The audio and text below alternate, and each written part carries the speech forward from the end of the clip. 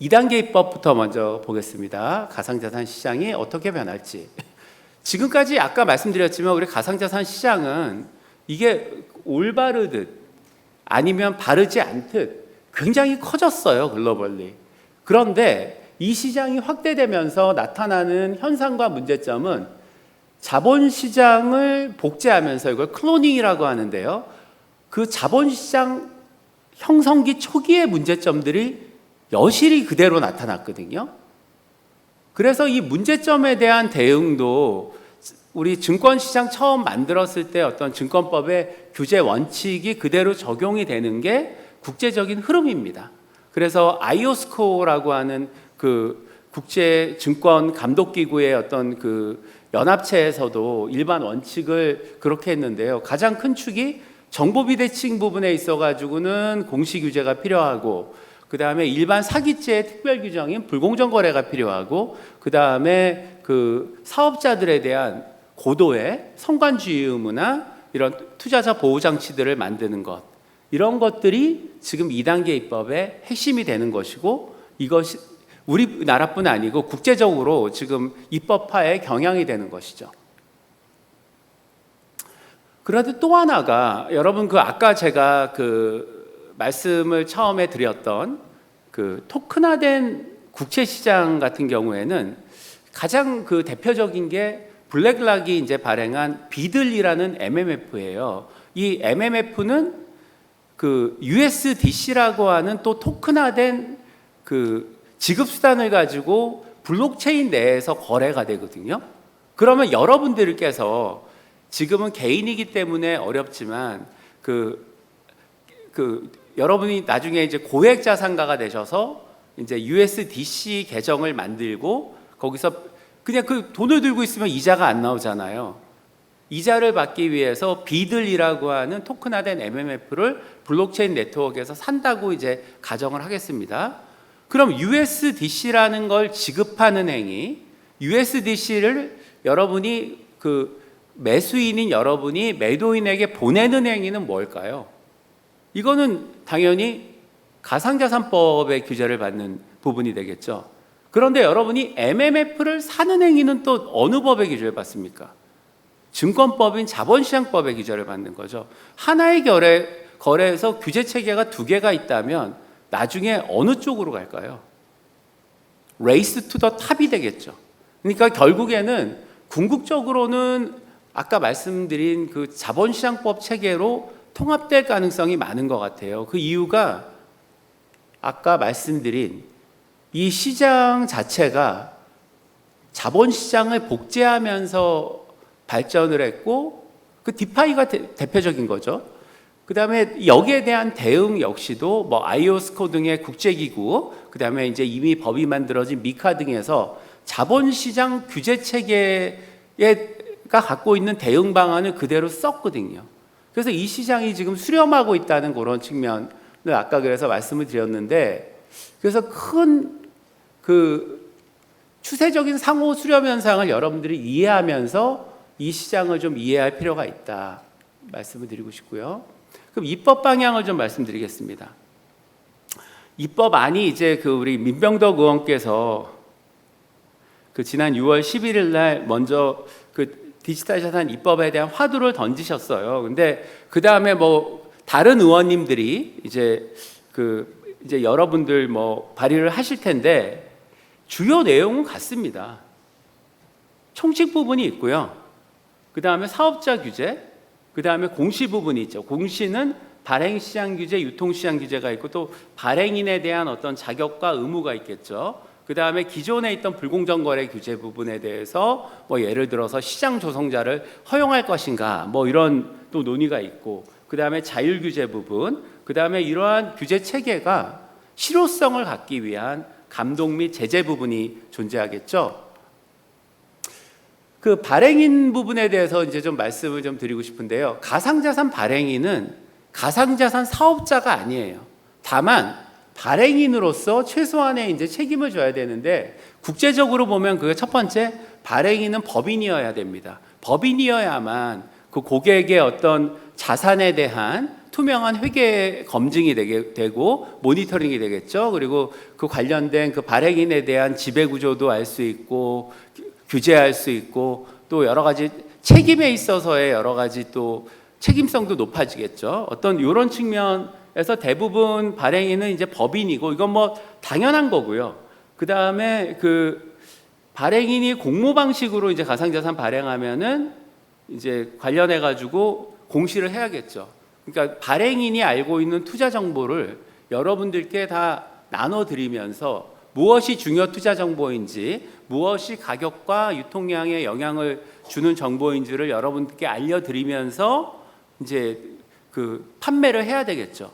그게 뭐 자본시장의 일반 원칙이지만 미카나 일본의 뭐 그 관련된 입법에서도 똑같이 나타나는 그러한 사안인데 여기에서 이제 중요한 거는 지금까지 우리는 대한민국이 이렇게 큰 한국 거래소보다 큰 그 가상자산 유통시장을 형성하고 있지만 국문백서가 없어요.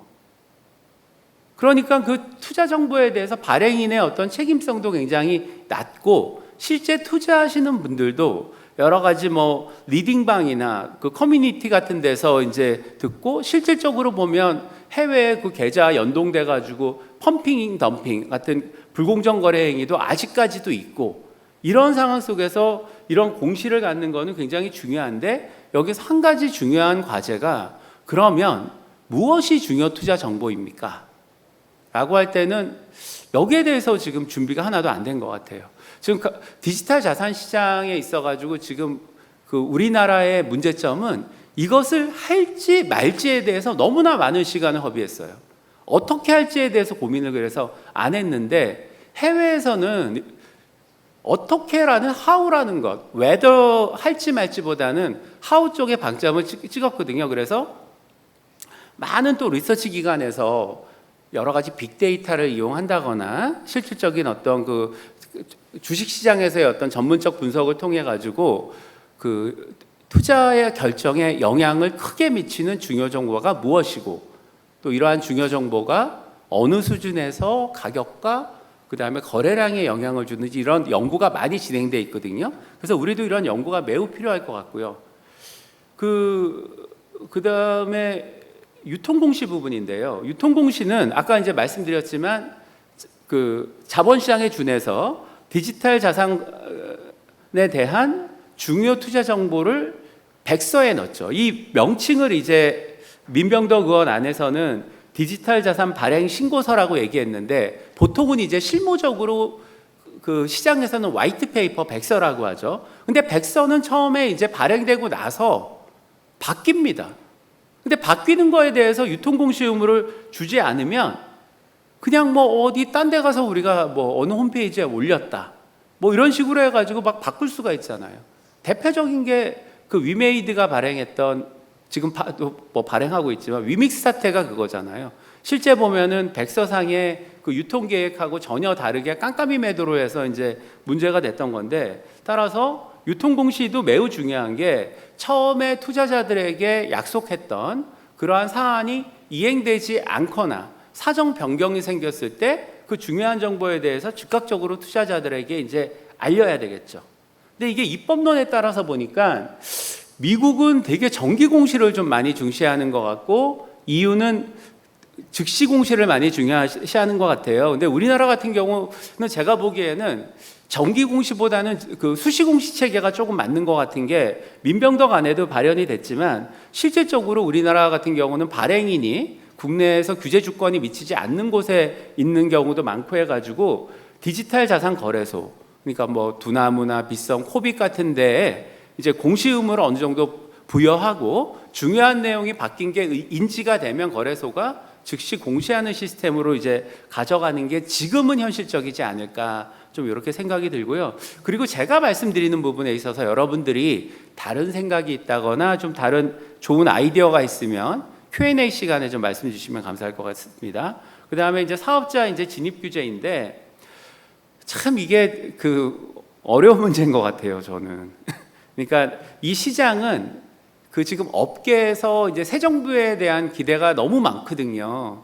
그래서 되도록이면 좀 진입 규제가 좀 낮아져서 이제 여러 번뜩이는 아이디어들이 이 시장에서 구현되기를 되게 바라는데, 또 반면에 이렇게 순수하고 좋으신 분들만큼 나쁘신 분들도 되게 많아요. 그래서 어느 수준에서 그럼 사업자, 이 시장의 사업자로서의 시장 진입을 허용할 것인가가 앞으로도 그 입법 당국이나 금융 당국에서 되게 고민이 될 것 같은데요. 저는 일단 기본 원칙은 이거라고 봅니다.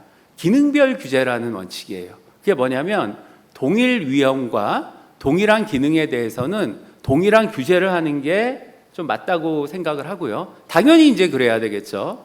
그래서 이제 그러니까 요번에 이제 그 민병덕 의원 안을 이제 예를 든다고 한다 그러면, 지금 우리 보관관리업이 자본시장법에 신탁업을 포함할 것인가 말 것인가도 아직 정해지지 않았는데, 되게 이제 투자자 보호 수준을 높이기 위해서 민병덕 의원 안 같은 경우 봐도 이제 그 가상자산 사업자는 그 가상자산을 보관하는 경우에는 신탁받은 것으로 본다. 그러니까 수탁자적인 어떤 그러한 의무를 부여했어요.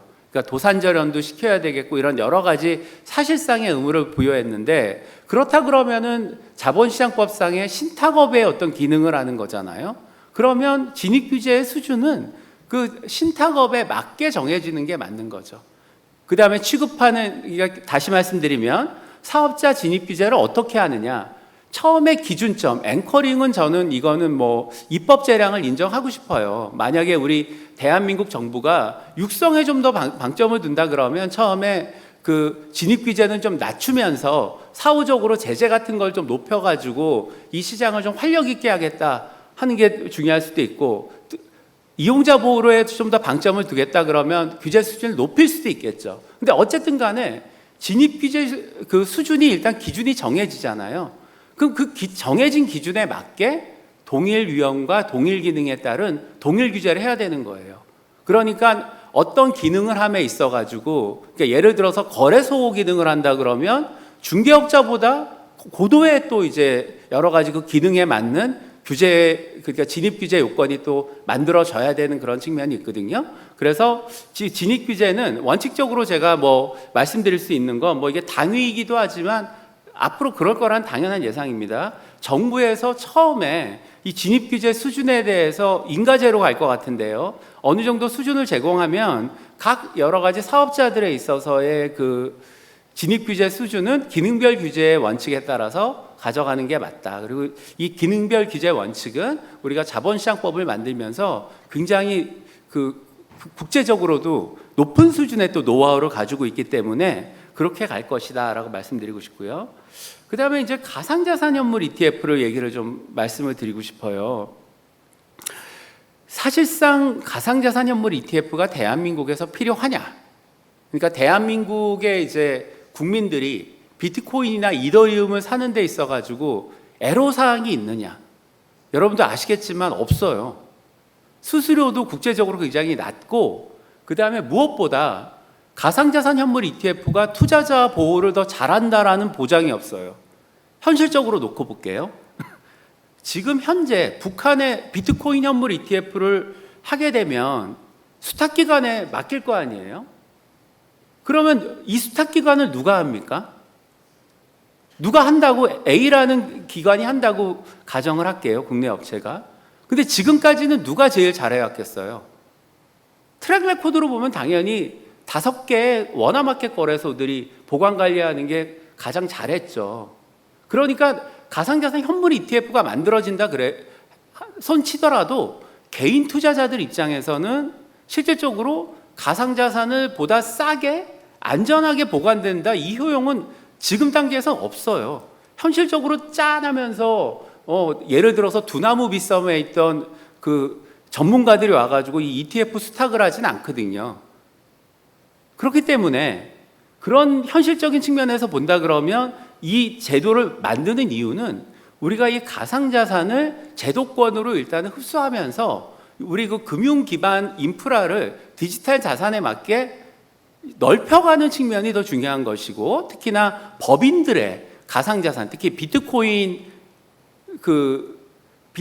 대한 어떻게 보면은 그 소유를 허용하는 측면이 굉장히 이제 큰 거거든요. 그러니까 법인 투자의 시대와 그 다음에 기존 금융권에 있어서의 디지털 자산 역량 강화, 이 두 가지가 가장 이제 중요한 문제인데, 그렇다 그러면 실제 이게 기초 자산만 그 법에서 비트코인도 기초 자산으로 인정되니까 시작해라고 할 수 있을까요?